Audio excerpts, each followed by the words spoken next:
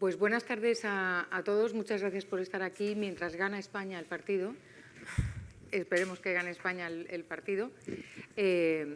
Tenemos la enorme suerte de estar en la sede de la Fundación Ortega Marañón, que es maravillosa, y también tenemos la suerte de haber sido invitadas las dos, Irene porque le tocó en el sorteo y yo por petición propia, por la Fundación Civismo, así que el primer agradecimiento es para Albert Gibernau. La razón por la que yo le pedí a Albert que quería moderar esta conversación o esta charla o como vengan ustedes a llamarlo con Irene Correas es porque, primero, porque es una grandísima profesional en todos los ámbitos, que son varios. Yo la conocí en la Universidad de San Pablo CEU, donde las dos dábamos clase. Ella es profesora de Derecho Constitucional, aunque ella ha estudiado ICADE. ¿Qué E has estudiado? E3. Es una E3 y además es profesora de Derecho Constitucional y es muchas otras cosas, ¿no? Entre las cuales me enorgullece decir que es amiga personal mía y esa es la razón por la que me apetecía mucho pues, moderar su charla o introducirla, etcétera. Y precisamente porque somos amigas y gracias con el permiso de la autoridad siempre, como en los toros, pues decidimos romper un poco el esquema de una presentación, una exposición, preguntas mías y preguntas del respetable.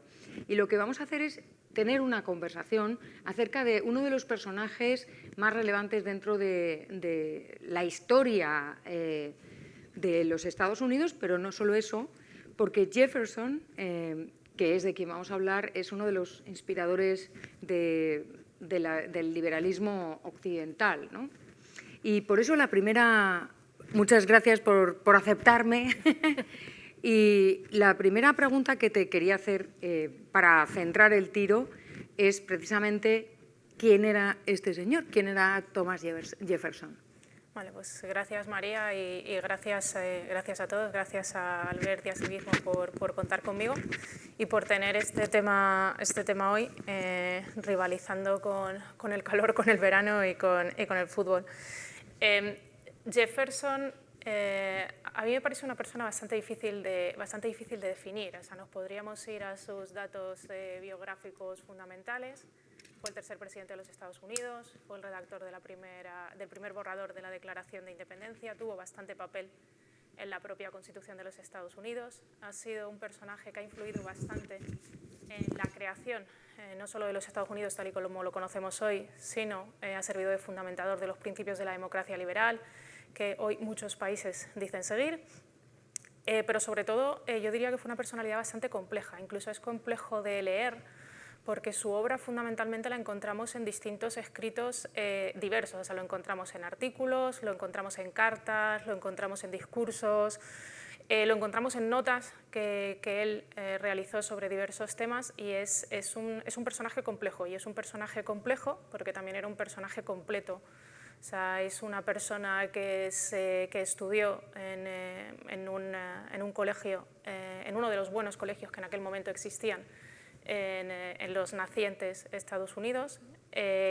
Fue muy tutelado por sus tutores entonces. De hecho, fue su tutor en el colegio el que lo introduce al que luego sería su maestro en la Escuela de Leyes, donde él estudia leyes, pero no solo estudió leyes, estudió filosofía, estudió ciencias y fue una persona que se fue formando a lo largo de toda su vida. O sea, es una de esas personas que en el plano político en el siglo XVIII existían, en el siglo XIX existía alguno, en el XX quedaron pocos y hoy no quedan, que son personas que se han dedicado a formarse y que cuando han llegado a ocupar un determinado cargo lo han hecho y han llevado a cabo un proyecto que no era fruto de la casualidad o fruto de una idea en un determinado momento, o fruto de dejarse llevar de lo que había que hacer en ese momento, sino que ya tenía una labor de estudio, tenía unos principios muy claros de lo que quería hacer. Él es el autor del primer borrador de la Declaración de la Independencia, aunque luego fue revisado por los miembros del comité en el Segundo Congreso Continental. ¿Ese proyecto del que tú hablas está reflejado en esa Declaración de la Independencia, aunque fuera seminalmente, o fue cambiando?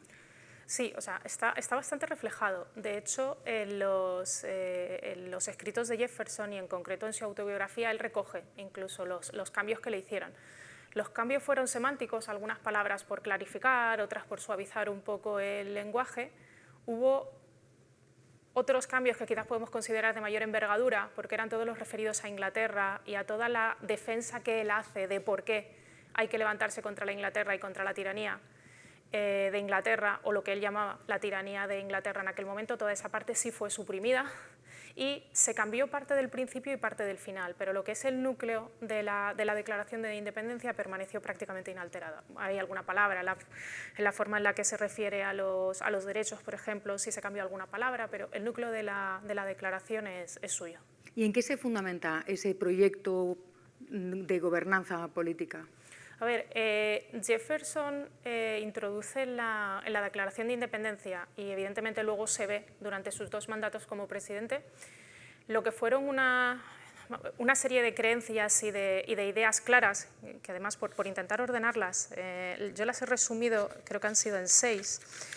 Por un lado, la defensa del individuo y la creencia en el individuo y su confianza en el que tenía que ser el centro de todo.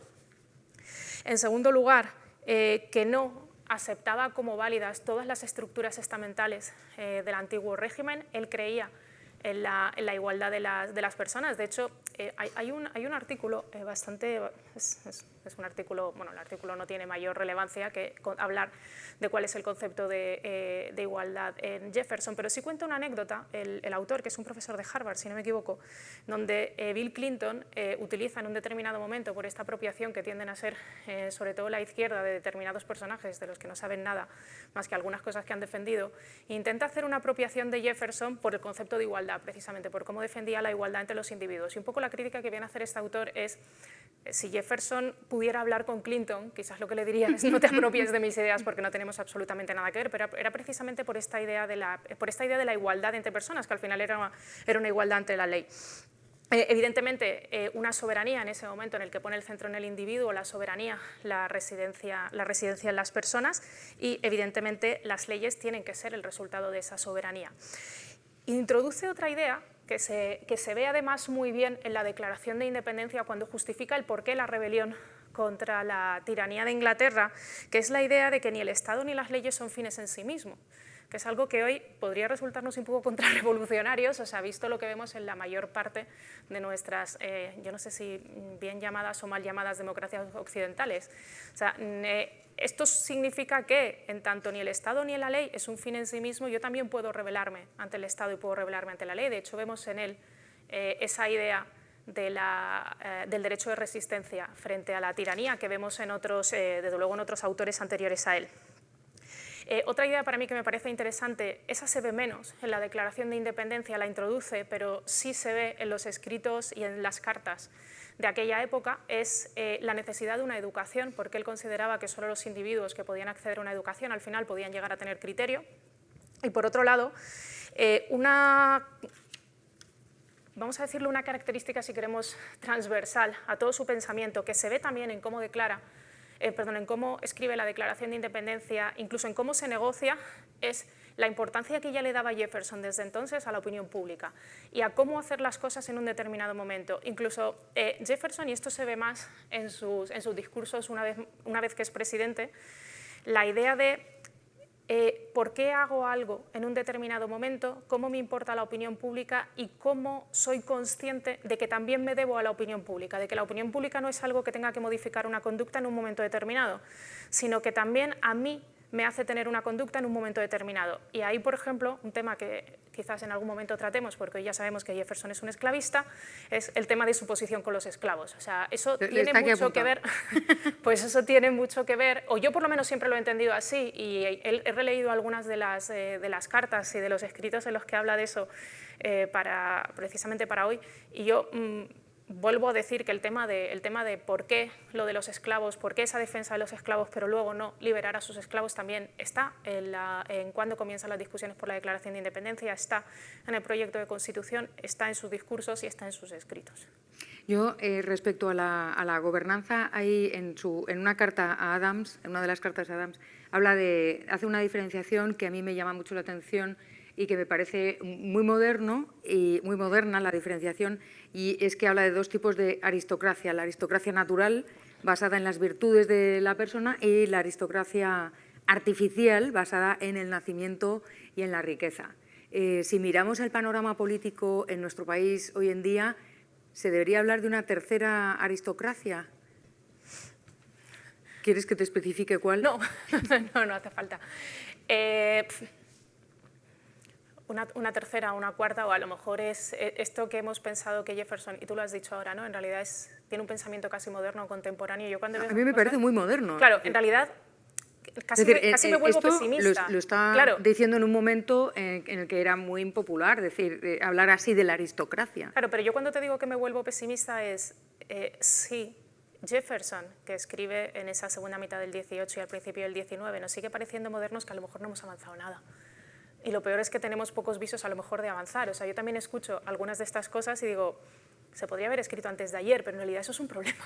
O sea, porque no hemos conseguido avanzar. O sea, el tema de la aristocracia natural y el tema de la aristocracia artificial, para el que no esté familiarizado, al final él partía de que había una aristocracia artificial que era heredada y que te venía dado por quién eras, por en qué familia habías nacido, por cuáles eran tus recursos, que en parte era su aristocracia. O sea, él no dejaba de ser un hijo de terratenientes que además, por herencia, ya no solo la de su padre, sino fundamentalmente por la de su mujer, había heredado tierras que además, por otro lado, le estaban costando un dinero que le estaba asumiendo en deudas, lo que también explica luego su propia postura respecto a la deuda y la herencia de las generaciones futuras de la deuda. Pero esa era la aristocracia artificial. Tú no habías hecho nada por convertirte, digamos, en élite, por utilizar hoy esa palabra que también parece un poco tan denostada, ¿no? El tema de las élites. Él lo que quería es la élite que pudiera gobernar por sus valores, por lo que habría conseguido, por lo que se había formado, es decir, esas personas que habrían podido llegar a formarse, esas personas que habían conseguido ser algo, mejorar, y habían llegado a ser gobernantes, banqueros, profesores en la universidad, lo que cualquiera hubiera podido llegar a ser en función de su talento y de su esfuerzo, que era algo que Jefferson valoraba mucho. O sea, lo que se llama hoy en día, así siendo muy moderna y muy cool, la movilidad social. Sí. Él estaba ya hablando de sí. cómo había una aristocracia y aquí quiero pasar al tema de la educación, que me parece muy importante y que a las dos como profesoras y probablemente a otras personas que nos estén viendo aquí o allí también les importará. Y es, él pensaba que esta aristocracia de personas virtuosas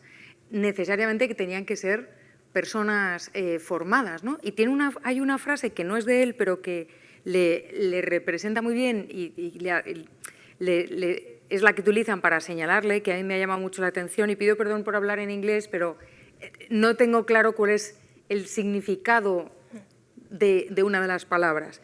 Liberty without enlightenment is a contradiction in concepts, an anomaly. Es decir, la libertad no es exactamente ilustración en el sentido que nosotros lo entendemos como el espíritu ilustrado. Me imagino que tampoco creo que sea como formación en tanto que educación formal.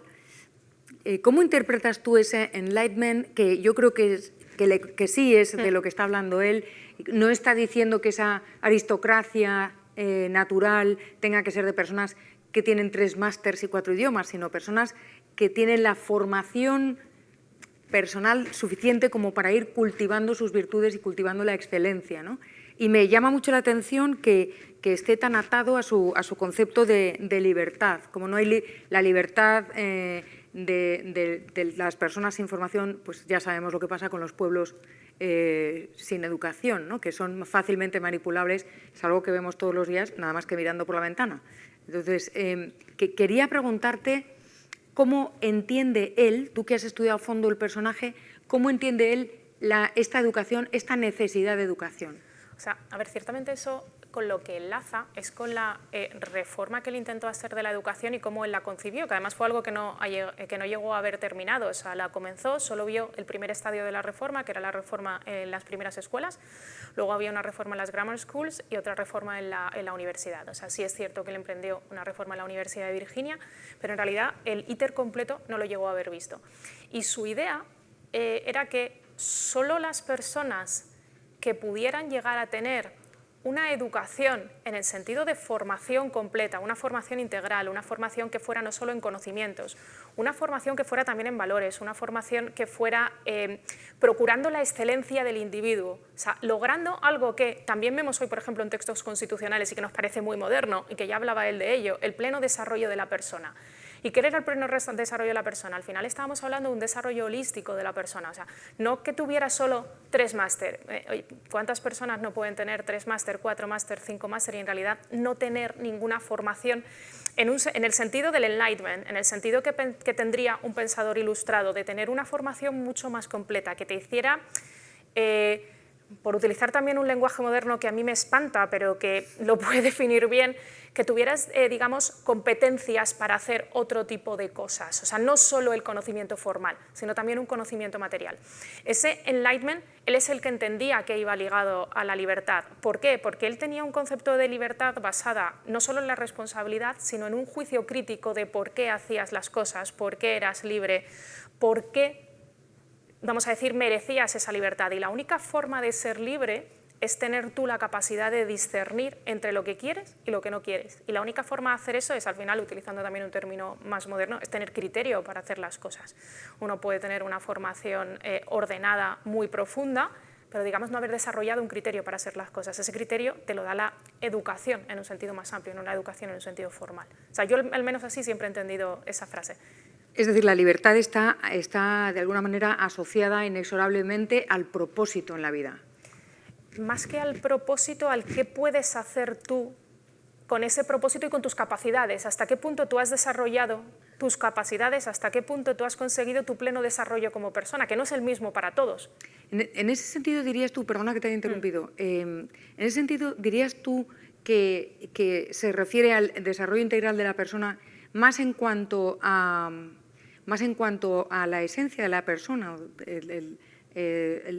no tanto los resultados, sino a los objetivos o a esos criterios y esos valores. Sí. O sea, como sí, ahora, igual. Sí, justo. O sea, yo diría que exactamente lo mismo. Al final no dejaba de ser una persona que bebe mucho de ese espíritu ilustrado, evidentemente, también por la época, y que pone mucho el acento durante toda su vida en esa idea de buscar un propósito, que esto suena muy moderno, pero él lo define como ese continuo búsqueda de la felicidad, que está en la propia Declaración de Independencia, está en la propia Constitución de los Estados Unidos. Esa búsqueda constante de ese bien mío, que además es el bien de todos. O sea, ese no hacer un mal a otro. Y en ese sentido, claro, ¿qué rol, qué papel le otorga al Estado? Siendo él quien era, ¿no? O sea, estaba ahí. Por ejemplo, en la educación, para mí, que esto es un punto que a mí me choca algo en relación con su pensamiento, la educación, por ejemplo, a pesar de que no tiene mucha confianza en el Estado, y ahora lo desarrollo, sí tiene confianza en el Estado para que se encargue de la educación. De hecho, él parte de que esas primeras escuelas, que él sí llega más a desarrollar en su proyecto educativo, tenían que ser con una formación ofrecida por el Estado, es decir, eran escuelas públicas, él creía en una educación pública ofrecida por el Estado. Ahí sí choca con otros liberales de la época, que sí hablaban de esa instrucción, pero no todos veían la necesidad de que estuviera residenciada en el Estado. Pero ¿por qué digo que choca incluso con su propio pensamiento del Estado? Él tiene un pensamiento del Estado algo hobbesiano, y ahí es donde yo siempre he encontrado el entronque que tiene con Locke y con el Tratado sobre el Gobierno Civil, o sea, porque él parte de que el Estado solo tiene que intervenir para proteger los derechos naturales de las personas, y los derechos naturales de las personas son la vida, la libertad y la propiedad. Estos derechos, aun cuando en la Declaración de Independencia él habla de una divinidad por la cual tú tienes esos derechos que no dejan de ser derechos naturales, entronca con pensamiento anterior. Él parte de que el papel del Estado solo tiene que ser para proteger esos derechos inalienables de la persona.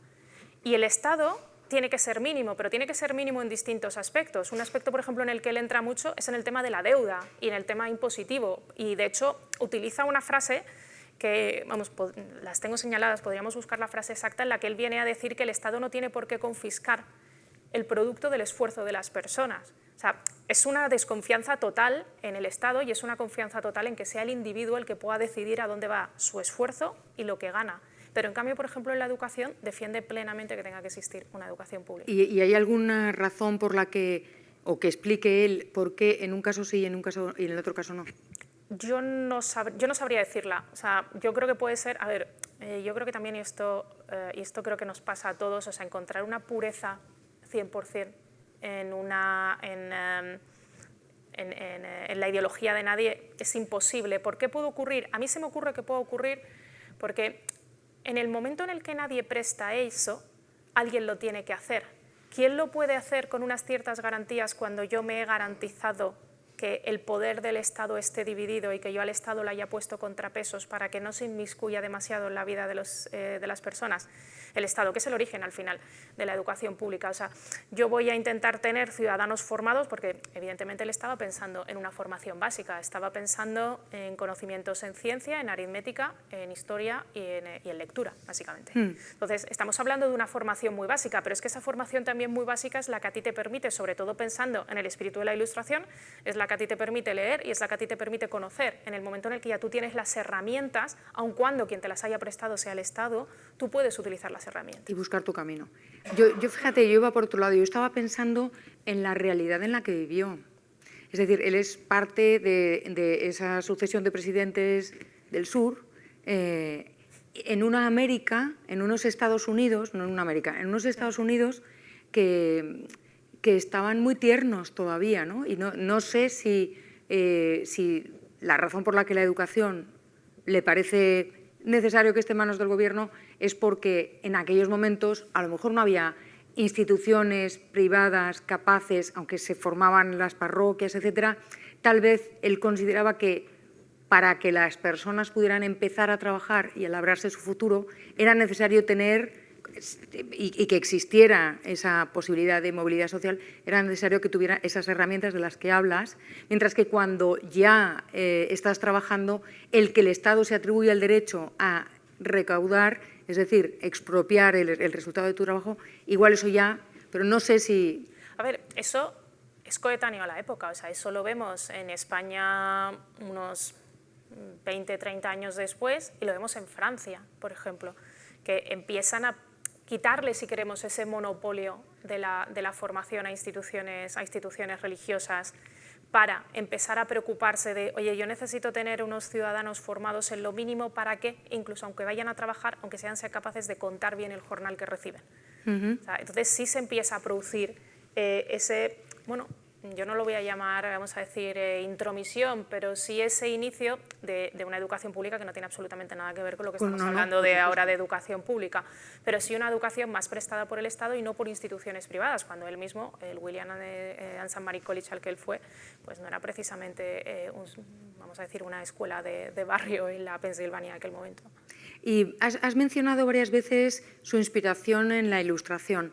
En algún lugar de su autobiografía, él señala a quiénes considera sus maestros o cuáles eran los autores que él señala como... Porque podemos encontrar pues, ramalazos jovesianos, ¿no? Que, como tú dices. Sí, pero yo no sé si él dice, si habla de alguno en concreto. Él en algún momento menciona a los clásicos muy clásicos, o sea, menciona a Séneca, menciona a Aristóteles. Tendría que volver a releer alguna parte de esa autobiografía, pero te diría que no 100%, y hay algunos de sus estudiosos que en realidad dicen que sus precursores no son Locke, por ejemplo, o vamos a decir los anglosajones puros, o sea, son los escoceses. Bueno. Ahora, es cierto que yo la rama escocesa, también digo que la conozco menos y no sabría decir hasta qué punto verdaderamente han influido o no. O sea, yo siempre he visto una clara influencia de Locke, tanto en cómo divide los poderes, en cómo concibe los derechos naturales, en cómo el papel del Estado para proteger los derechos naturales. O sea, a mí me parece que es bastante parecido a los tratados del gobierno civil de Locke. Claro, claro. Cierto es, no olvidemos otra cosa, él pasa entre que él escribe la Declaración de Independencia como su gran hito, que no fue el único, y es presidente de los Estados Unidos, él va a Francia. En Francia también recibe influencias de pensadores franceses y de lo que está ocurriendo en Francia a final del siglo XVIII. De hecho, él le pilla a Francia la Revolución Francesa. Entonces, eso también influye en su pensamiento. O sea, en ese sentido, quizás pudiéramos encontrar alguna mezcla adicional en su pensamiento. La propia idea de los impuestos bajos no solo la encontramos en los anglosajones, en los franceses de la época también está. Claro, sí, François Quesnay a mediados del siglo XVIII ya hablaba del impuesto único y todo eso. Y quería preguntarte, dentro de los aspectos económicos de este proyecto de gobierno, has hablado de la deuda todo el tiempo.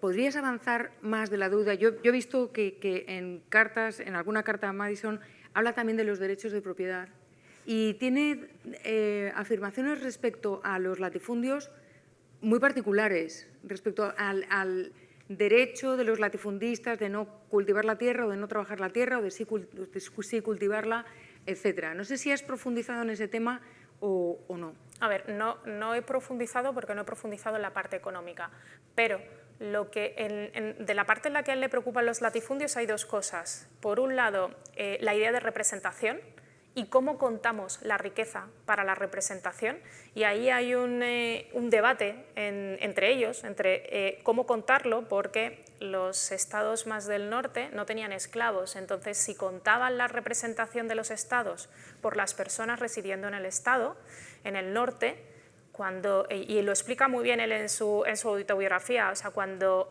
tenían dinero e iban a comprar algún bien para mejorar la producción,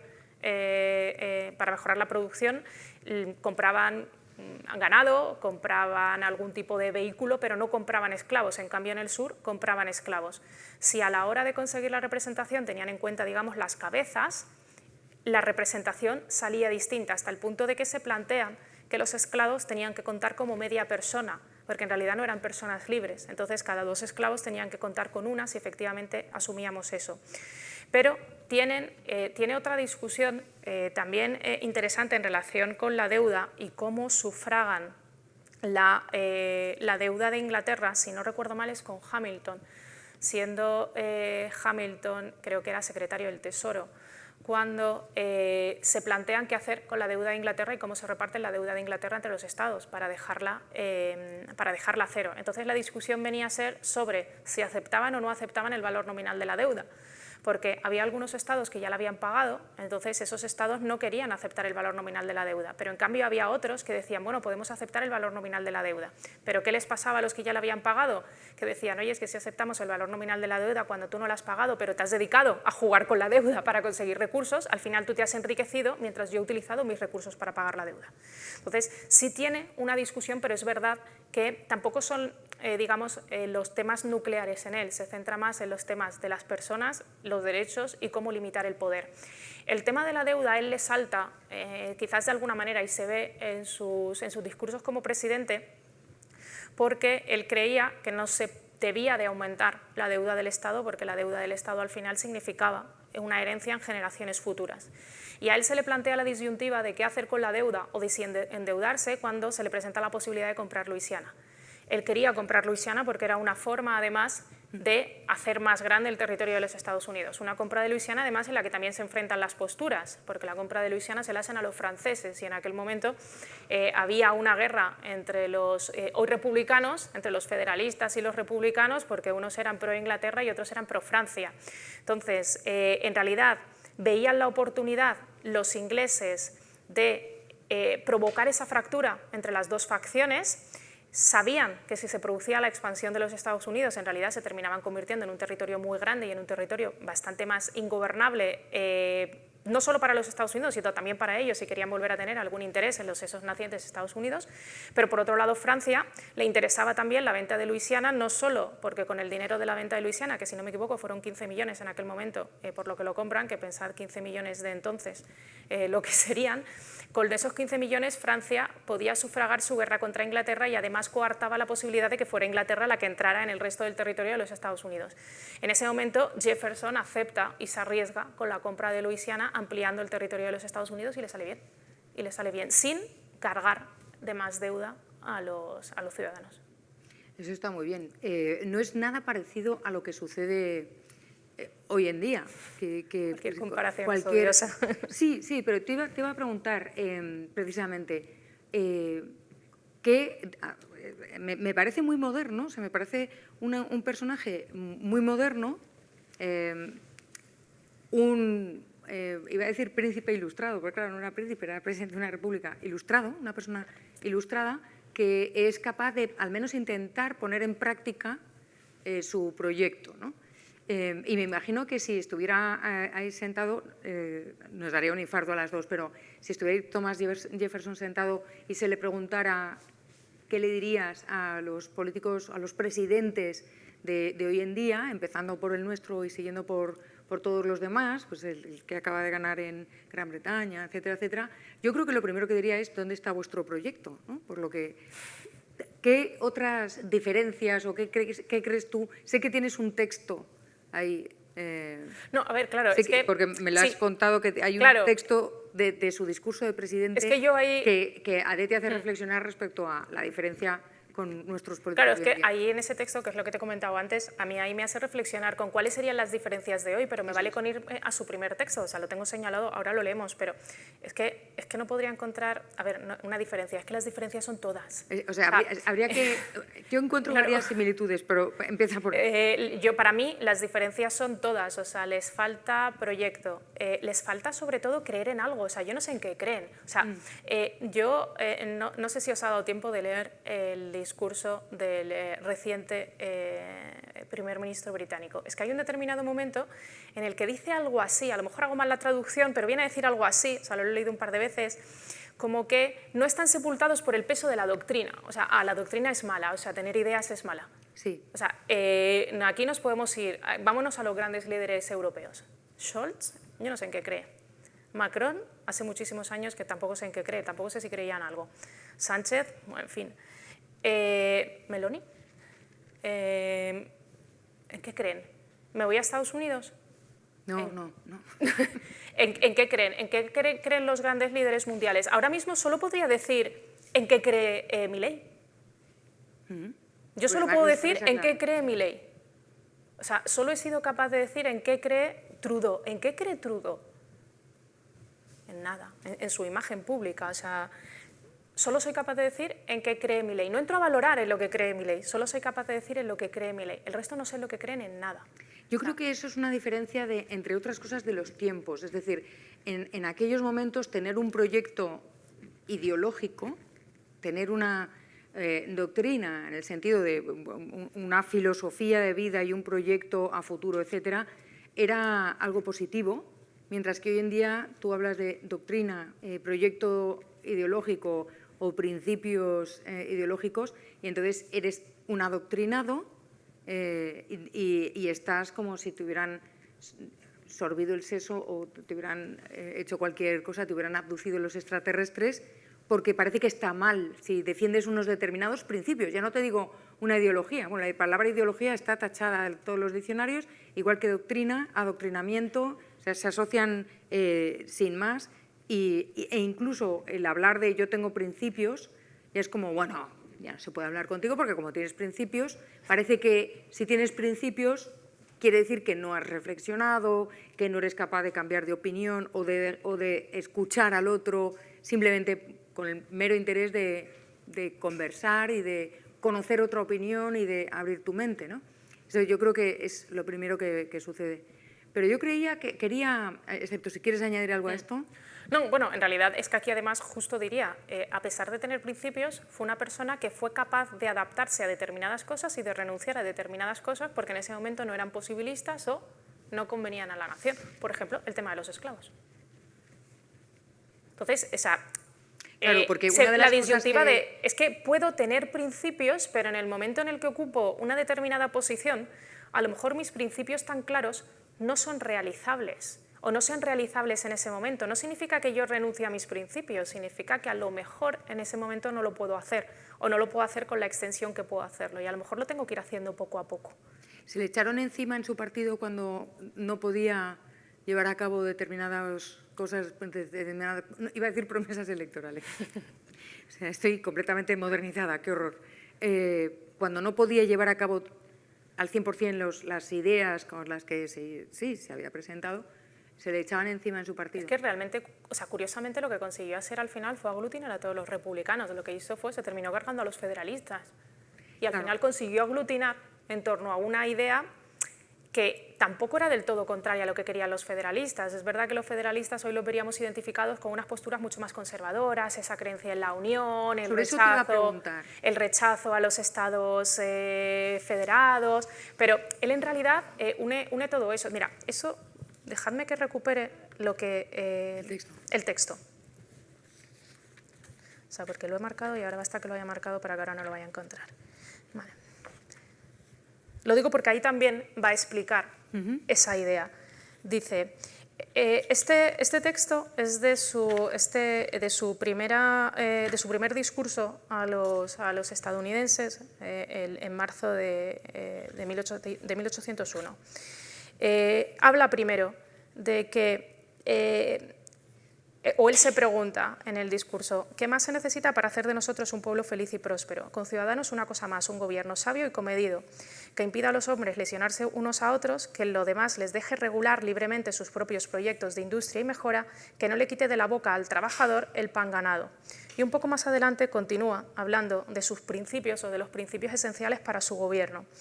Los resumiré al máximo, formulando el principio general pero no sus limitaciones. Justicia igual y exacta para todos los hombres, fuera cual fuere su estado o convicción religiosa o política. Paz, comercio y amistad honesta con todas las naciones, aunque sin enredarse en alianzas con ninguna. Apoyo a los gobiernos estatales en todos sus derechos, como las administraciones más competentes de nuestros asuntos domésticos y como los más sólidos baluartes ante las tendencias antirrepublicanas. Preservación del gobierno general en todo su vigor constitucional, como áncora de salvación de nuestra paz en casa y de nuestra seguridad fuera, justo de lo que hablábamos. Una celosa custodia del derecho de elección por el pueblo, correctivo suave y seguro de los abusos que son podados por la espada de la revolución allí donde no se ofrecen remedios pacíficos. Absoluta aquiescencia ante las decisiones de la mayoría, principio vital de la República ante el que solo se opone el recurso a la fuerza, principio vital y pariente inmediato del despotismo. Una milicia bien disciplinada, que es nuestra mejor garantía de paz y para los primeros momentos de una guerra, hasta que soldados regulares la suplan. Supremacía de la autoridad civil sobre la militar, economía en el gasto público para que el trabajo pueda ser gravado levemente, pago honesto de nuestras deudas y preservación sagrada de la fe pública, estímulo a la agricultura y al comercio, como su servidor, la difusión de la información y denuncia de todos los abusos ante el Estado de la razón pública, libertad de religión, libertad de prensa, libertad de la persona, bajo la protección del habeas corpus y juicio por jurados elegidos imparcialmente. Dan ganas de llorar. Sí. Por eso yo decía antes que en realidad lo que a lo mejor nos lleva es a ser un poco pesimistas. O sea, esto mismo, es que si yo lo trasladara a España, es que esto mismo está en el 12 en España. Claro, ¿y dónde ha quedado? Es que hoy nos estamos cuestionando las cosas como la separación de poderes. Bueno, no las están cuestionando, la cuestionan otros. O sea, te iba a subrayar. Da la sensación de que Jefferson tenía clarísimo lo que es la soberanía popular y dónde reside la soberanía de la nación, algo que hoy en día pues nuestras autoridades parece que ignoran, ¿no? Porque bueno, de hecho, la sentencia Marbury versus Madison, Marbury versus Madison del juez Marshall, que muchos conocerán, o desde luego los que conozcan un poco el sistema de pesos y contrapesos y de dónde viene, está en la base de esto. O sea, al final, si conocéis el caso, no dejó de ser un juez que es nombrado en el momento del cambio de presidentes y lo que se plantea el juez son tres preguntas las que plantea. Una, ¿tenía derecho? Sí, porque en realidad fue nombrado. ¿Qué pasó? Que fue nombrado pero no llegó a ser ratificado. ¿Se podía solucionar o se puede solucionar? Sí. ¿Es el Tribunal Supremo el que tiene que hacerlo? No, porque el Tribunal Supremo se estaría entonces inmiscuyendo en las labores del Legislativo.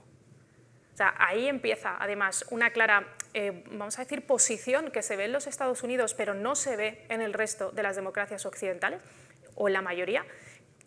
Afortunadamente en algunos países como en España parece que el Poder Judicial ya está despertando, pero no se ve esa clara división y ese claro papel que tiene el Poder Judicial de decir, oye, que mi papel aquí es poner freno a que no se produzcan desmanes entre los dos poderes. Es que precisamente que el Legislativo y el Ejecutivo se comuniquen no genera un problema, pero sí genera un problema cuando el Judicial no está separado. Genera un problema que veamos como hemos visto hoy, que es que un ministro del Gobierno de la cosa se ponga a opinar sobre las decisiones de un juez intentando casi mediatizar lo que tiene que decidir o no decidir un juez en un asunto que además afecta a alguien relacionado con el Poder Ejecutivo. O sea, eso en realidad es un problema y eso parece que no espanta, pero es que eso hace 300 años hubiera espantado y hoy no espanta. Y eso es un problema. Eso me lleva a incidir en algo que has mencionado al principio, bastante al principio y que se me ha quedado en la cabeza, y es su idea de que, digamos, que hay que responder ante la opinión pública. Es decir, que yo no lo veo tanto como una nota populista, sino como la importancia de la reputación. Es decir, que le daba valor a la reputación y creía que el valor reputacional es algo, ¿no? Me imagino, y te lo pregunto, que más bien respecto a los ciudadanos y como las autoridades políticas, los gobernantes deben ser parte de esa aristocracia natural virtuosa que responde con su ejemplo o que tiene que ser espejo de la sociedad y tiene que estar pendiente de esa reputación, ¿no? Ese valor reputacional. Yo no sé si yo lo llamaría reputación, pero la idea en parte es esa, es en el momento en el que yo soy un representante de una soberanía, porque él no se olvida nunca de que el que tiene la soberanía es la persona. En el momento en el que quien tiene la soberanía y por tanto quien tiene el poder es la persona, yo también me debo a ese conjunto de ciudadanos que han hecho posible que yo esté aquí. Ahí es donde enraiza la importancia de la opinión pública.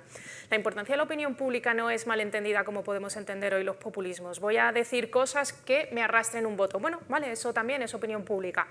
La opinión pública también es, vamos a ver cuál es el momento para hacer algo, vamos a escuchar lo que me pide el dueño del poder, y es el que yo hace, que esté legitimado para estar aquí. Eso también es opinión pública.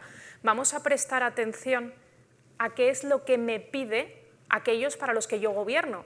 O sea, porque al fin y al cabo, oye, el presidente de la República gobierna para el suyo y para el que no es suyo. Por mucho que tú tengas un programa de gobierno, no significa que tú vayas a hacer caso a aquello en lo que no crees o a aquello que va en contra de tus principios, de tus ideas o de tu proyecto. Pero escuchar y aprender a escuchar al otro o la idea que tiene el otro no significa nada más que eso. O sea, no significa que yo vaya a hacer lo que dice el otro, que me vaya a hacer a lo mejor incluso cambiar de opinión, a lo mejor tampoco me va a persuadir.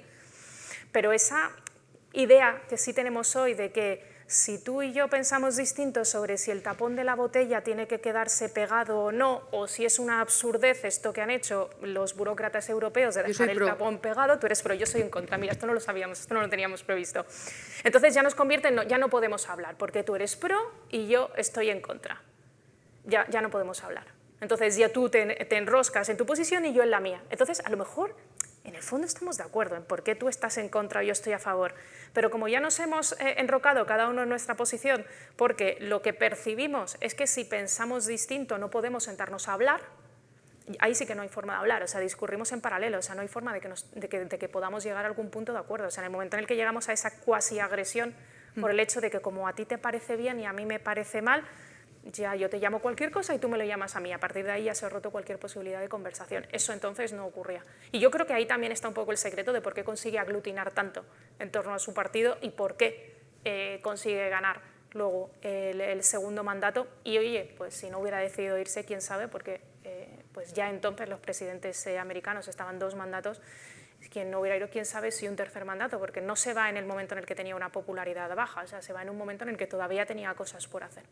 Te iba a preguntar, de hecho, ya conocemos cuál es su proyecto de gobernanza, su idea sobre la educación, algunas pinceladas de su proyecto económico, su opinión sobre la deuda, sobre la virtud de estas 2 aristocracias. ¿Cuál es el impacto que tiene en la sociedad americana? Es decir, ¿se puede ver en aquella época o en sus sucesores, siguieron lo que él estableció, borraron su huella? ¿Se puede ver en aquel momento la huella de Jefferson? A ver, yo creo que sí se ve. Quizás no está tan resaltada como la de otros coetáneos del momento, o sea, Harrison, Hamilton, incluso Adams. Es que ¿No le han hecho un musical? No le han hecho un musical, ni una serie, ni... También es verdad que es un personaje más complejo, y de hecho incluso en la serie de John Adams, si la habéis visto, el personaje de Jefferson llega a resultar algo oscuro, es un tipo como extraño, que aparece y desaparece, es como el raro, solo tiene casi un papel un poco preponderante en algún momento, pero no está, o sea, En Filadelfia, por ejemplo, si conocéis todo lo que tiene montado en torno a la Constitución, el Memorial de la Constitución, etc., Jefferson está un poco de soslayo. Los que hayáis ido a Washington, ¿cuántos habéis visto el Memorial de Jefferson? ¿O cuánta gente va al Memorial de Jefferson? Es que hay gente que no sabe ni que existe, ¿vale? O sea, todo el mundo va al de Lincoln. Pues muy bien, oye, entiendo que es llamativo. El de Washington porque te lo encuentras por allí. Sí. Pero es que para el de Jefferson tienes que ir expresamente al Memorial de Jefferson. ¿Hay alguna razón? ¿Es por simple ignorancia nuestra que tenemos pues, lo que es más popular, lo que te ponen delante de las narices, donde se hace todo el mundo la foto, etcétera, etcétera? ¿Hay alguna razón más allá de eso que explique? Era un personaje que se presentaba como oscuro a lo largo de la historia, porque yo llego a pensar, porque es verdad lo que dices, ¿no? Esa especie de velo que hay por delante de Jefferson, que costaba mucho a los Estados Unidos de América modernos ensalzar a una persona que por más que firmara la ley antiesclavista, etcétera, tenía más de 500 esclavos y no los liberó al morir, porque ya no es que los tuviera en vida, porque los necesitaba, porque le iba mal, porque lo que fuera, sino que al morir tampoco los libera. Entonces, eso es algo que con la mente del siglo XXI o del siglo XX a lo mejor no se entiende. Tal vez si fuéramos a ese momento, en el momento en que él vivía, tal vez se entendería mejor, no lo sé. ¿Tú crees que eso puede ser una razón por la que está oscurecido? ¿Y tú crees que podemos hablar de una cancelación, aunque fuera parcial, de la figura de Jefferson? Hombre, una cancelación ahora, desde luego. O sea, Jefferson, no sé, es que le podríamos reconocer por la Universidad de Virginia, por la Declaración de Estados Unidos, por las notas que ha hecho. ¿Y por qué se le conoce hoy? Por ser un esclavista. Bueno, oye, pues bien. O sea, toda la obra de una persona, una obra que además fue bastante amplia. O sea, Jefferson no muere especialmente joven. Queda reducida a que tenía esclavos en un momento en el que todo el mundo tenía esclavos. Bueno, sí, hay una cancelación de esa como de otras muchas figuras. Yo creo que el tema del reconocimiento, es verdad que en Estados Unidos no es tan desconocido, pero sí es cierto que quizás, vamos a decir, la imagen o la iconografía de Jefferson no ha sido tan explotada como la de otros presidentes. Y luego aquí hay una cosa que en realidad es terrible, pero que también la tenemos que asumir como propia. O sea, la personalidad de Jefferson tampoco ha sido explotada por la industria audiovisual. O sea, lo han sido otros presidentes de los Estados Unidos. A lo mejor que incluso han hecho menos o no, porque cada uno en su época. Al final tenemos que valorar también a cada presidente en su época. Pero hay otros presidentes, y ya no hablo de presidentes más contemporáneos, que es lógico, pero hay otros presidentes de los que se sabe mucho y algunos de los que prácticamente no se sabe nada. O sea, yo creo que también es un tema de personajes que han podido ser más o menos atractivos, en este caso para la industria audiovisual, que han llevado a que esos personajes sean más conocidos fuera de los Estados Unidos. Y el ejemplo es eso, el ejemplo es quién va a Washington y ve el monumento a Jefferson. Es que yo misma reconozco que lo vi la segunda vez que fui a Washington. La primera vez no lo encontré. O sea, sabía que estaba. Tuviste que ir a buscarlo. Es que la segunda vez fui expresamente. La segunda vez fui expresamente. Ya sabía dónde estaba y cómo llegar. Y no es difícil llegar, pero es verdad, o sea, que hay que ir expresamente. O sea, no está en el camino que tú te encuentras cuando llegas a Washington y tú te lo encuentras en ese, perdonadme esto, pero es una especie de parque temático que es Washington. Cuando tú llegas a esos edificios tan imponentes que parece que deliberadamente te hacen sentir pequeño, tú lo encuentras todo en línea recta, no tienes que desviarte.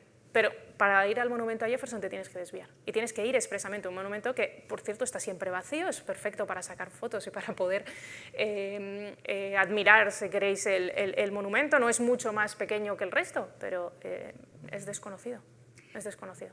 A pesar de todo lo que estamos comentando acerca de la modernidad de su pensamiento, ¿no? Y uno de los puntos que me parece que a lo mejor podíamos reflexionar sobre ello es que la idea que tenía de la descentralización del poder, porque era una persona que hablaba del poder limitado, de la limitación del poder, pero también hablaba de la descentralización. ¿Y en qué sentido? Porque ahora mismo hablas de la descentralización del poder y empezamos a hablar del nacionalismo, del independentismo y de todas esas cosas, pero me da la sensación de que Jefferson tenía en la mente cosas muy diferentes a las que tenemos nosotros. Sí, y en parte lo hemos visto ahora cuando yo leía ese primer discurso. O sea, Jefferson conjuga una idea que es muy propia de los federalistas en el siglo XIX, o sea, que son luego quienes empiezan a desarrollarlos, ¿no? Digo federalistas desde el punto de vista de la ideología, que es la idea de cómo conjugar la unidad en la diversidad. Al final es algo tan sencillo, tan complejo como eso. Yo puedo ser nacionalista y creer en la nación como concepto, incluso en la unidad como concepto, pero eso no significa que yo niegue la identidad, por utilizar un lenguaje que pueda a lo mejor ser más identificable con lo que vemos hoy, la identidad de las partes. O sea, yo pertenezco a una unidad, que en este caso pueden ser los Estados Unidos, pero el que yo pertenezca a la unidad no significa que si yo soy de Delaware, yo no me sienta ciudadano de Delaware, punto. Pero no significa que por eso, o por yo reconocer mi propia identidad o mi propia pertenencia a un sitio, niegue la unidad.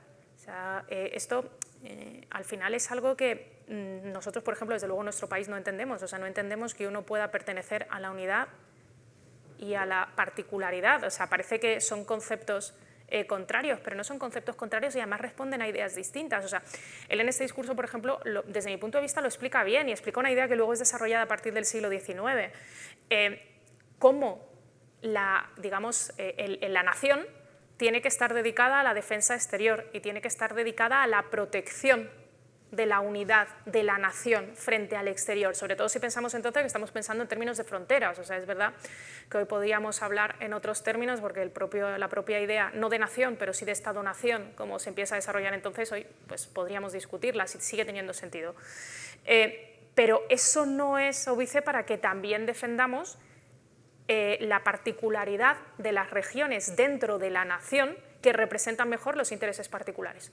O sea, y esto lo podríamos trasladar a España, es que quien representa mejor y quien puede atender mejor las necesidades de un ciudadano, no sé, en Murcia, es el gobierno de la región de Murcia, porque el gobierno de la región de Murcia sabrá lo que necesitan los murcianos, que puede ser distinto a lo que necesitan los castellano-manchegos. ¿Por qué? Porque son dos regiones completamente distintas.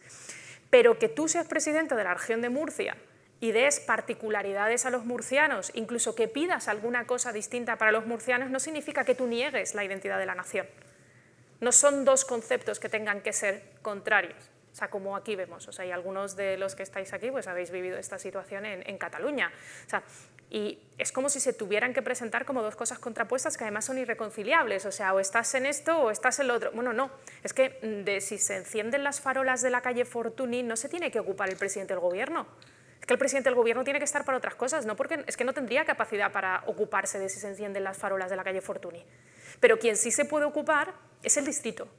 Igual que tampoco se podría ocupar la presidenta de la Comunidad de Madrid si se encienden las farolas de cada calle de Madrid, pero sí se puede ocupar el distrito. Esta precisamente es la idea de la descentralización, que la administración más cercana al ciudadano pueda responder a las necesidades del ciudadano y las administraciones superiores puedan responder a otras necesidades del ciudadano, pero que todas se conjuguen. Y en términos de unidad y de descentralización, no necesariamente son cosas contrapuestas. Otra cosa es que hoy hayamos entendido que la autonomía tiene que entenderse como poder hacer lo que yo quiera sin respetar un marco de normas, algo que Jefferson nunca hubiera aceptado, porque para él el principal marco de normas era la Constitución y tenía que deberse a la Constitución. Entonces, a partir de ahí él no admitía discusión. O sea, mi marco es la Constitución. Yo dentro de la Constitución sé que puedo hacer cualquier cosa. La única posible opción en la que quizás yo me pueda separar de la Constitución es si por beneficio del país o por necesidad yo tengo que hacerlo. Y de hecho le pasó con la compra de Luisiana, porque por un tema de comunicaciones le llegó tarde la comunicación de que habían comprado, que es lo que pasó, que tenían que haberlo sometido al Congreso y al Senado. Congreso. Vale, y tenía un problema con eso, pero al final, ¿cómo lo solucionó? Yo tengo que estar ligado a la Constitución y la Constitución me dice que yo tengo que hablar con el Congreso, pero resulta que es que yo no puedo dejar pasar esta oportunidad. Con lo cual, de alguna manera estoy legitimado por las circunstancias a saltarme al Congreso porque esto va en beneficio de la nación. Has dicho antes, y me ha parecido muy interesante, pero estábamos en otra línea argumentativa, que tú ves cosas muy parecidas en la propuesta de Jefferson y en los liberales españoles del 19.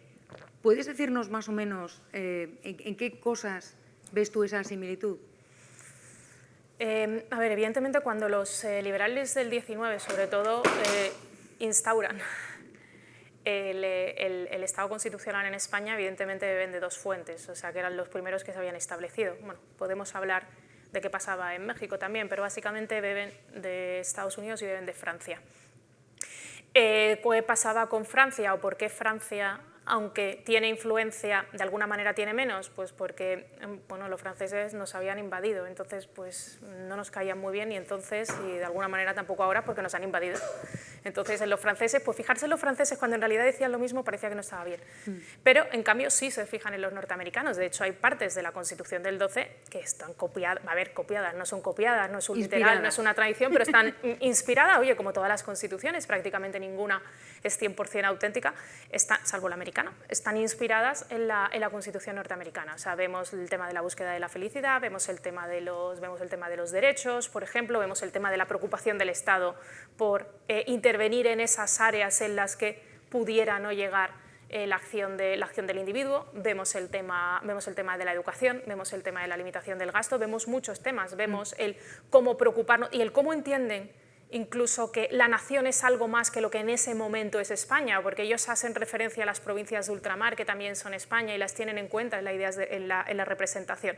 O sea, yo creo que se ve bastante, a ver, evidentemente era una constitución que se había aprobado unos años antes de que se apruebe la nuestra y los ilustrados españoles también bebían de lo que se estaba produciendo fuera. Al final, esos primeros liberales españoles que llevan a cabo todo este proceso en el inicio del siglo XIX, de donde recibían fundamentalmente sus ideas era de fuera, o sea, la sociedad española... Más de Inglaterra, claro, que de Francia. Mucho más de Inglaterra que de Francia. Y encima agravado por el hecho de que es que los franceses nos habían invadido, con lo cual con los franceses no queríamos ni leerles, no queríamos saber nada de los franceses, pero sí leían bastante a los ingleses y sí hay mucha influencia de los ingleses, en general de los anglosajones desde luego nuestros liberales del siglo XVIII. Y por lo que te estoy... Del XIX. Por lo que te estoy escuchando, creo que la idea abstracta, y ojalá fuera realizable, que tenemos en general de la democracia liberal, está bastante dentro del marco que está poniendo Jefferson. Es decir, sí, se asemeja bastante, pues, separación de poderes, constitucionalismo, igualdad ante la ley, no mediante la ley, etcétera, etcétera. No, sin duda, o sea, la propia idea de que la ley y el Estado no son un fin, o sea, entender qué es el Estado. Es que el Estado no deja de ser una institucionalización del poder, ¿qué es el Estado? Y parece que el Estado es cualquier cosa, pero es que no es un fin en sí mismo. Y es algo contra lo que yo puedo rebelarme en el caso de que sea tiranizado por esas realidades. O sea, no es que esté el germen, es que yo diría que fueron, y de alguna manera él tiene una frase en la que, bueno, viene a decir, no lo dice de esta manera, o sea, tendría que leerosla literal, pero en donde viene a decir que tampoco está pretendiendo descubrir nada nuevo, sino que de alguna manera dar una arquitectura a cosas que ya existían. Y todas estas cosas ya existían en el pensamiento. O sea, sí, no estaban juntas. Por lo menos en el pensamiento anglosajón procedente de la Ilustración escocesa. Exacto. No estaban juntas, si queremos, pero estaban. O sea, todas estas ideas estaban sueltas, estaban los que hablaban más desde el punto de vista económico, los que hablaban más desde el punto de vista político, pero todas las ideas estaban. En realidad, yo cual creo que es la virtud de toda, si queremos, esta generación de pensadores / políticos, porque eran las dos cosas en ese tránsito del 18 al 19, el haberlo, vamos a decir, institucionalizado y el haberlo positivizado. O sea, que yo soy la primera, y lo reconozco, que defiendo mucho la idea del derecho natural, pero también soy consciente de que el derecho natural tiene una serie de límites, sobre todo cuando se produce una agresión a los derechos naturales por parte de un tercero. ¿Qué hacemos? Vale, aquí a lo mejor ya necesito, aquí a lo mejor lo de que no haya normas, aquí me quiebra un poco, porque a lo mejor yo necesito que para que yo no me exceda en la utilización de la fuerza o en la defensa de mis propios derechos, ya yo necesito a alguien. Esto no es nuevo, no. Del fin del 18 y del 19, esto viene de atrás. De atrás, sí. Esto viene de muy atrás. O sea, solo que estas ideas en este momento ya encuentran el acomodo, ya encuentran la forma en la que esto se puede describir, ya encuentran la forma en la que se puede institucionalizar, ya encuentran la forma en que esa propia evolución del poder que llevábamos viendo especialmente desde el siglo XVI ya toma forma, ya hemos roto completamente el poder, ya hemos incluso aceptado ese carácter demoníaco del poder que decía Lowenstein, ya sabemos que en realidad de alguna manera nos va a corromper porque tiende a corromper y lo rompo. ¿Y ahora cómo lo ordeno? Para que, estando dividido, pueda seguir funcionando y pueda seguir cumpliendo el fin y los gobernantes puedan seguir cumpliendo el fin que debe de tener un gobernante, que al fin y al cabo es el bien común. Y yo no entiendo el bien común en este sentido que se entiende hoy, desde de esta idea un poco buenista, ¿no? de ese bien común que al final es el bien individual de cada uno, que no deja de ser un bien colectivo para todos. Y para cumplir con la hora, ¿qué recomendarías? ¿Por dónde empezamos a leer, ahora que viene el verano, que tenemos todos tanto tiempo libre?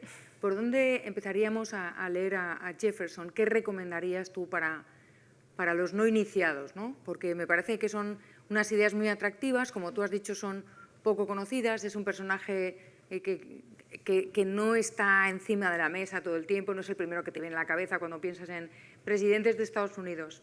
Sí, es suficientemente conocido, pero está muy poco explotado en el mejor sentido de la palabra. Entonces, ¿por dónde empezamos o qué libros nos recomiendas? Tienes ahí la autobiografía. Sí. No, bueno, aquí tengo, la verdad, esta es una traducción al español, evidentemente está en inglés, leedlo en inglés, que las traducciones siempre se pierden algo, ¿vale? Pero esta es la versión en española, que este es un compendio de sus distintos escritos políticos, o sea, aquí están tanto parte de los textos iniciales de Jefferson, la Declaración de Independencia, sus modificaciones, etcétera, está su autobiografía, o sea, si queréis, es un libro, se llama Escritos políticos de Thomas Jefferson, o sea, no se rompieron mucho la cabeza, o sea, esto es un libro que para el verano está muy bien, son solo 600 páginas, da para todo el verano, ¿vale? Este está muy bien. ¿De qué editorial es? Para que este es de Tecnos, ¿vale? Tiene un estudio preliminar que es interesante, una traducción de Escotado en la que participa Escotado, lo cual también nos da garantías. ¿Don Antonio? Sí, Antonio Escotado. O sea, este está muy bien para empezar, ¿vale? O sea, a ver, ¿por qué está muy bien? Porque lo tienes un poco todo. Claro. Yo reconozco que yo no empecé por aquí. Yo empecé más allá de por textos sueltos, y entonces yo tengo que recomendar empezar por ahí, evidentemente. Yo empecé por la correspondencia entre Jefferson y Adams, porque me parecen dos personajes... ¿Está publicada? Sí, bueno, no sé si está traducida, pero publicada está. Bueno, pero publicada sí. A mí me parecen dos personajes bastante interesantes. Cada uno en lo suyo, pero son dos buenos pensadores del momento y tienen la verdad es que no sabría decir la editorial, o sea, no sé, pues era una de estas grandes editoriales norteamericanas. Esa editorial tiene recogida toda la correspondencia entre ambos. ¿Por qué me gusta a lo mejor más ese que, por ejemplo, leer la correspondencia desde un libro como este? La edición en inglés creo que también se llama como Writings, vamos, han traducido tal cual. Porque aquí no siempre tienes las dos partes de la correspondencia, entonces a veces es muy difícil. Yo encuentro la carta que le mandó a Madison en tal momento, ya, pero ¿cuál es el contexto de esta carta? Es verdad que en este caso el estudio preliminar te ayuda a llevarlo, tiene distintas notas, entonces, bueno, es fácil seguir y de alguna manera tener en un único sitio la producción o casi toda la producción de Jefferson. Pero yo empezaría por dos de las grandes cabezas que había allí, evidentemente, que es como eran Jefferson y Adams, y yo eso lo completaría con la lectura en paralelo, evidentemente, de los papeles del federalista y del antifederalista, para entender un poco qué está pasando en ese momento, aunque propiamente no sean. Me gustaría ahora, si hay alguna pregunta entre el público. Si alguien quiere preguntar algo. Don Ignacio. Pues muchas gracias por el excelente coloquio. Gracias por el excelente coloquio. Me ha interesado mucho porque era un personaje bastante desconocido para mí. En particular me ha llamado la atención una idea que habéis comentado casi al principio del coloquio, que es el concepto de aristocracia. De hecho, me ha dado una idea para rastrearlo porque es uno de los conceptos más importantes también en la obra de Ortega y Gasset, por los que también es más criticado, probablemente porque ha sido mal interpretado. Y en la conversación que habéis tenido a propósito de este concepto, creo que sobresale la idea que Ortega plantea de la aristocracia, porque etimológicamente en griego el aristócrata es el mejor. Eso es. Luego, no tiene que ver en realidad con la nobleza, diríamos, aristocrática, sino con el mejor, ¿no? el que cumple, según Ortega, el principio de Píndaro de llega a ser el que eres, el que da todo lo mejor de sí mismo en cada momento, ¿no? Y ese concepto de aristocracia está en cierta forma en lo que habéis explicado de cómo lo explica Jefferson, ¿no? Y este era el agradecimiento porque me ha servido para rastrearlo, leerlo y relacionarlo con el concepto de aristocracia de Ortega. Pero la pregunta va dirigida a Irene sobre si puedes decir una palabra acerca del concepto de opinión pública, la libertad de prensa, libertad de expresión en Jefferson, que es un concepto que particularmente me interesa y querría saber cómo está planteado en su obra. Gracias. Él parte, evidentemente, entre otras cosas, porque parte de la propia, digamos, idea de que el individuo es capaz de formarse su juicio, que se tiene que haber un total respeto a la opinión del contrario y sobre todo basa en lo que es también bastante habitual en ese tránsito del 18 al 19, lo centran fundamentalmente en la libertad de expresión. En el caso de Jefferson, además, no se ve algo que sí se ve en otros pensadores de la época, que es una libertad de expresión con peros, que era sobre todo limitada a que no entraras en cuestiones religiosas. En su caso ni siquiera se produce con eso, porque él desde el primer momento es partidario de una libertad religiosa. Incluso en algunos de sus discursos hace referencia a lo positivo que es que puedan existir distintas religiones y a que esas diferencias culturales, religiosas, personales entre los individuos lleven a que todos podamos ser distintos. Para él, la idea incluso de la libertad de expresión la lleva a la lucha interna que tiene dentro de su propio partido, hasta la parte de defender que puedan existir distintas posturas, pero el que existan distintas posturas no les convierte en personas distintas o en personas que tengan que sentirse agredidas por la opinión del otro. O sea, una idea también, a mí la idea en concreto de la libertad de expresión, incluso si queremos de una incipiente libertad de prensa, que de esto tú, Ignacio, también sabrás más que yo, es verdad que sorprende cómo quizás en el siglo XIX, en ese principio del siglo XIX, a lo largo del siglo XIX, entendían mejor la libertad de expresión y la libertad de prensa que como la entendemos hoy. No, y perdona, porque me tomo también.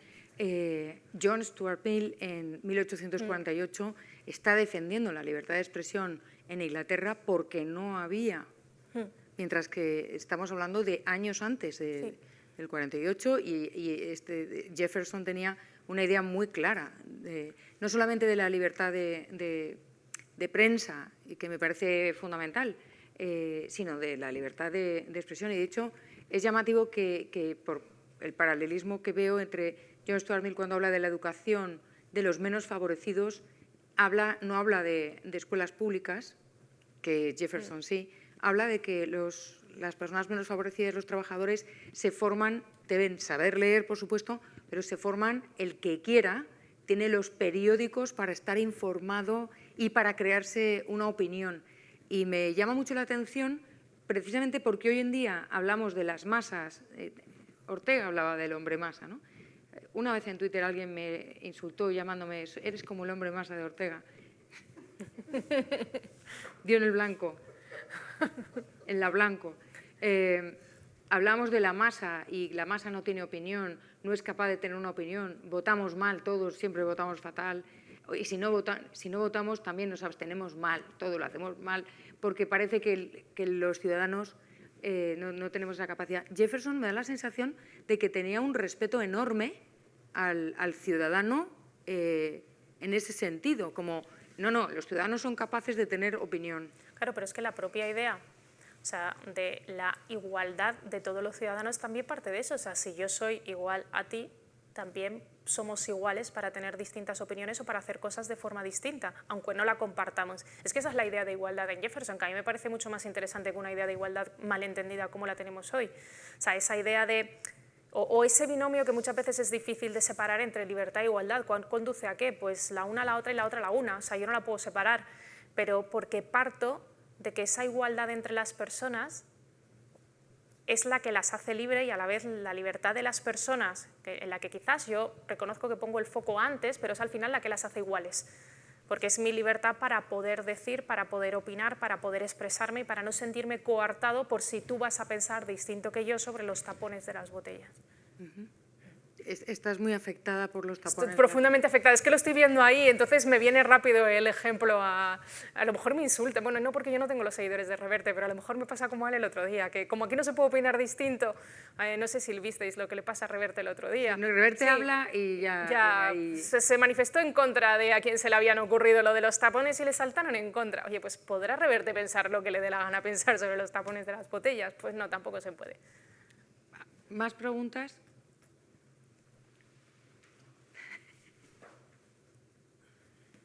Buenas tardes, muchas gracias por el coloquio que ha sido fascinante.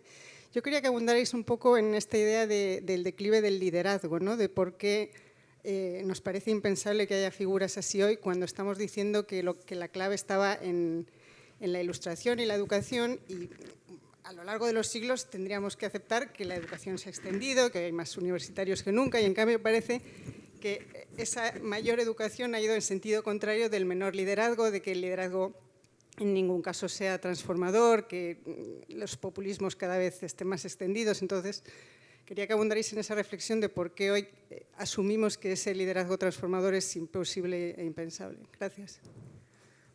Esa pregunta es buena.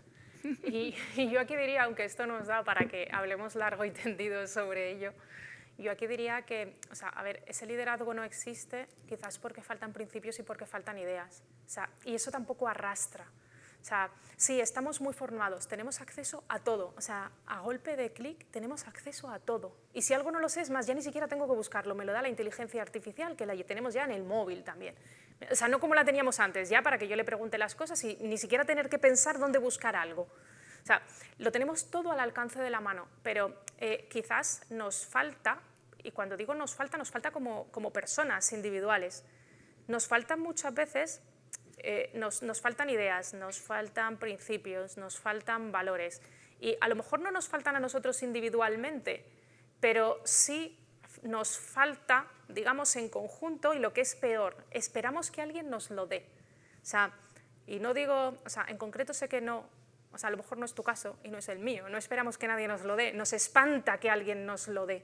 Pero si salimos ahí fuera, la gente está esperando que le digan qué tiene que pensar. La gente está esperando que me digan, ¿y esto es bueno o esto es malo? ¿Sobre esto qué pienso?